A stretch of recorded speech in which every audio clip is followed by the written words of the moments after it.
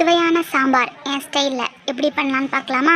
அதுக்கு குக்கரில் ஒரு கப் துவரம் பருப்பு எடுத்திருக்கேன்.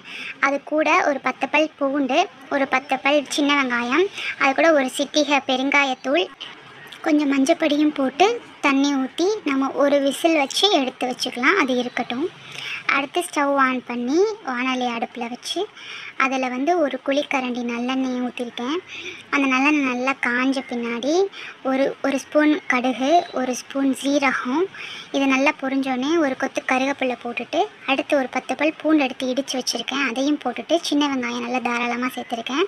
அடுத்து 4 சின்ன பச்சை மிளகா சேர்த்துட்டு ஒரு 4 பழுத்த தக்காளி பழம் அதையும் சேர்த்துருக்கேன்.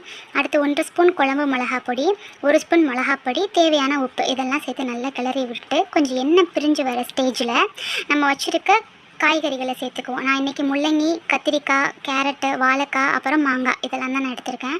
இதெல்லாம் சேர்த்துட்டு நம்ம நல்லா கிளறி விட்டுட்டு நம்ம அரிசி களைஞ்ச தண்ணி எடுத்து வச்சுருக்கேன். அது கொஞ்சம் நல்லா டேஸ்ட் கொடுக்கும். அதையும் ஊற்றி நம்ம மூடி வச்சு வேக வச்சுருவோம்.